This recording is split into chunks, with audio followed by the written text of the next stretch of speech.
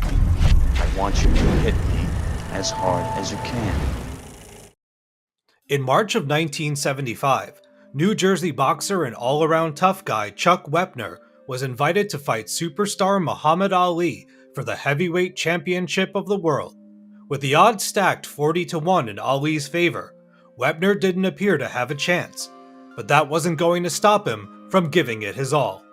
On the night of the fight, struggling actor Sylvester Stallone went to a packed movie theater in LA to watch a closed-circuit broadcast of the match. It was obvious that Wepner was out of his league, but he put up one hell of a fight. He absorbed Ali's punches like they were nothing, landed a few strong jabs of his own, and lasted damn near 15 rounds. Though he lost the fight, Wepner showed the world that he had the chops to step into the ring with the best of the best. He was an inspiration to many, and a true underdog in every sense of the word. Watching the match live in a crowded theater, Stallone saw firsthand the effect Wepner had on the audience. In a maniac burst of inspiration, Stallone ran back to his apartment and wrote the first draft for Rocky in 3.5 days. The film was released in December of the following year and, as we all know, became an instant classic. It spawned 7 sequels, with Creed 3 slated to come out later this year, and cemented Stallone as a bona fide movie star.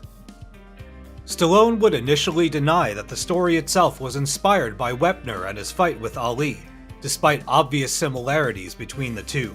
Although he eventually confirmed what everyone already knew, there's still the question as to exactly how much Stallone pulled from Wepner's life. So let's step into the ring and find out what the really happened to Rocky.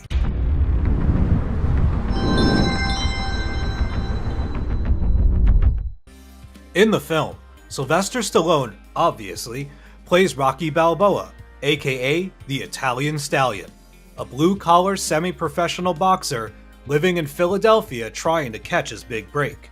When he's not in the ring or training at the gym, he works as an enforcer for Gazzo, a low-level mobster. When his trainer Mickey finds out about his side hustle, Rocky is evicted from the gym, seriously impeding his boxing dreams. His only solace now is a flowering relationship with Adrian, his best friend's sister. Meanwhile, heavyweight champion of the world Apollo Creed has announced plans to host a title bout in Philadelphia to coincide with the country's upcoming bicentennial. However, when his opponent drops out 5 weeks before the match, Creed is forced to quickly find a new challenger. With no one available or willing to fight, Creed decides to give a local boxer the chance to battle him for the title. He settles on the Italian Stallion, and just like that, Rocky Balboa is given the once-in-a-lifetime opportunity to realize his biggest dreams, and maybe even find love along the way. For starters, let's compare the Balboa character to his real-life inspiration. Chuck Wepner was born in 1939 in New York City, and was of German, Ukrainian, and Polish descent, a far cry from Rocky's overtly Italian heritage, which presumably is because Stallone wrote the part for himself. Wepner moved to Bayonne, New Jersey when he was just a toddler, which is where he spent most of his formative years. As he later recounted, Bayonne was a tough town with a lot of people from the docks and the naval base. You had to fight to survive. Although the film takes place in Philadelphia, the poor, working-class environment closely resembles Wepner's hometown. While Wepner learned how to fight on the streets, his love for boxing didn't come to fruition until he joined the US Marines when he was just a teenager. He joined the boxing team and quickly rose through the ranks, earning himself a reputation for being able to withstand an abnormal amount of punches. He even became champion at one of the bases he was stationed at. Of course, none of this was included in the film. After leaving the military, Wepner moved back to Bayonne and tried to make a career out of his newfound passion. In 1964, Wepner officially became a professional boxer and quickly made a name for himself on the Northeast club boxing circuit. He fought a lot, racking up a lot of wins and a few losses, and he even fought a few of the greats, including George Foreman and Sonny Liston. Wepner's brutal bout with Liston ended in defeat, and 72 stitches in his face, earning the New Jersey fighter the nickname the Bayonne Bleeder. Thanks for watching JoBlo videos. If you enjoy our shows, please like, subscribe, and click on the bell to be notified when new videos go live. Now, back to the show. Despite his flourishing boxing career, it wasn't enough to pay the bills, so Wepner took on a few gigs to make money. He was a club bouncer for a while, but also paved roads and sold liquor. He'd work during the day and train at night. Balboa, of course, wasn't involved in such honest work. Earning money isn't tough for a local mobster. Furthermore, unlike Wepner, Rocky was a true nobody. Although Chuck wasn't making the big bucks, he at least had a proper trainer and manager, which Balboa lacked. He was further along in his career and had a legitimate, if waning, reputation in the years leading up to his fight with Ali. Although it's inferred that Rocky, at one point, had what it takes to become one of the greats, the film doesn't expand much on what his career was like before 1976. The circumstances leading up to Balboa's heavyweight fight with the world champion also differ significantly from Wepner's story. In the film, Rocky is selected because Apollo Creed likes the ring of his fighter name, the Italian Stallion. Even Mickey, Balboa's coach, sees the presented opportunity as nothing short of divine luck. All he had to do was sign the contract, and voila! Not only is he $150,000 richer, but he has the chance to prove himself on the world stage. Balboa's fight with Apollo isn't just his best shot at the big leagues, it's also his first. Wepner, as mentioned before, already had a reputation. He won the New Jersey heavyweight title in 1967, and again in 1972, and successfully defended the title twice. He fought George Foreman in 1969, a big-time contender, as well as Sonny Liston in 1970. Both fights were significant losses for him, but his tenacity and brute strength earned him a lot of fans.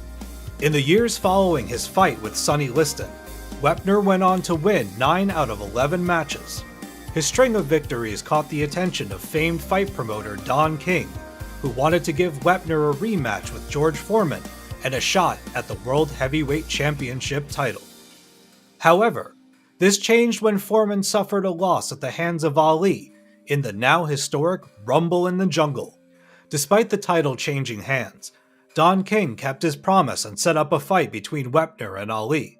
The Bayonne Bleeder earned around $100K for the fight, as opposed to Balboa's $150K. Ali, on the other hand, earned well over $1 million for his efforts. To put it bluntly, Wepner was chosen for his skills in the ring, while Balboa was picked purely for the optics. In the film, Rocky accepts the terms of the fight and begins training.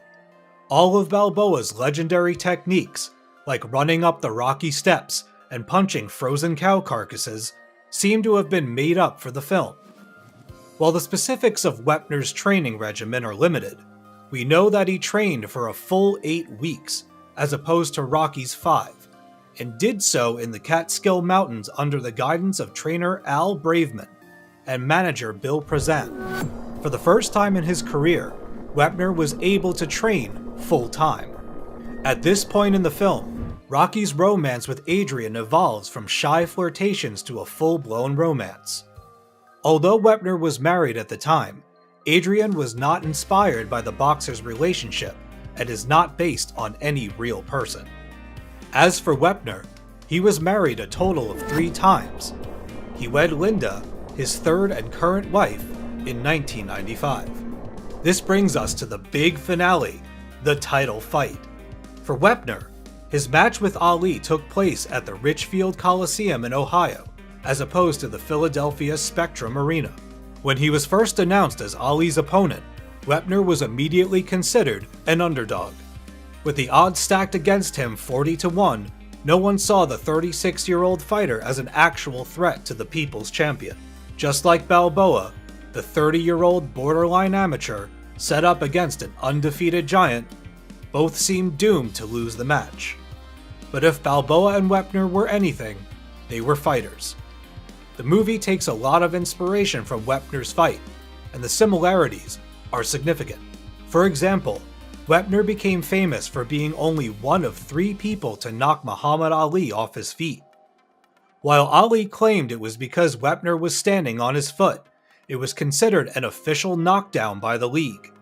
Balboa pulls off the same feat against Apollo in his fight, the only difference being that Balboa did it in the first round, while Wepner did it in the 9th. It didn't look like Rocky wasn't stepping on any toes. There's also the little detail of Rocky's nose. Earlier in the movie, he makes a point of mentioning to Adrian how he's never had his nose broken, despite the hundreds of fights he's been in. Then, in the early rounds of the bicentennial fight, Apollo lands a solid blow to Rocky's face and breaks his nose. This is practically ripped from Wepner's fight. His nose had never been broken, and Ali was the first to do it. Stallone adjusted the ending for the movie and had Balboa go the distance against Apollo, surviving all 15 rounds. Furthermore, one could argue that Rocky put up much more of a fight than his real-life inspiration. While the Bayonne Bleeder lasted 15 rounds, it was mostly due to his seemingly supernatural ability to absorb punch after punch after punch. This isn't to say that he didn't do some damage to Ali, but it's widely believed that even if the fight didn't end in a TKO, Ali still would have claimed the title. It was an exhausting fight for Ali for sure, but he didn't receive nearly as much pummeling as he dealt. In comparison, Rocky Balboa lays down one hell of a beating. Apollo is just a little better. The film ends with a split decision, with the victory ultimately going to Creed. Nevertheless, both fighters are damn near unrecognizable at the end of the fight. Wepner's career never really recovered after his fight with Ali. He participated in a couple of high-profile gigs, like fighting Andre the Giant, but was officially out of the game come 1978. Stallone, looking to amend for profiting off of Wepner's story, offered the retired pugilist a potential role as a sparring partner in Rocky II. This, unfortunately, didn't come to fruition, as Wepner began abusing drugs after he retired from the ring, and blew his audition when he came in at the tail end of a 2-day bender. Wepner's drug troubles eventually landed him in prison for a few years, when he was caught in possession of 4 ounces of cocaine. Despite how Wepner's audition went, Stallone seemed genuine about figuring something out, and promised him a juicy role when he got his life back on track. While it took some time, Wepner eventually sobered up, but the offers didn't roll in like Stallone promised. When Stallone's 1996 film Copland was released, a film that was set in a neighborhood close to where Wepner grew up and lived for most of his life, he figured that Stallone went back on his promise.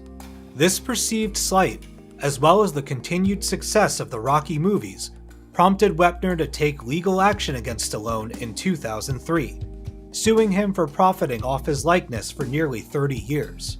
The case was settled privately in 2006, just before the release of Rocky Balboa.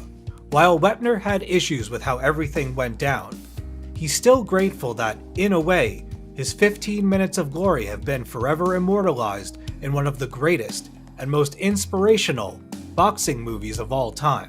So there you have it, the true story behind Rocky. While it's obvious that the climactic fight is practically a play-by-play of Wepner's fight against Ali, the more personal aspects of the Rocky Balboa character differ in a number of significant ways from Wepner's. And any similarities, like the fact that they're both blue-collar for example, can also be said for a huge majority of active and retired boxers. It's practically a cliche at this point. Therefore, it's safe to say that Rocky is more fiction than fact. Let us know your thoughts by sounding off in our comment section. And thanks for watching. Thank you for clicking on our video, everybody. If you like what you saw here, please make sure you like the video and subscribe and share with your friends who like this sort of content. JoBlo remains an independent company, and we appreciate all of your support.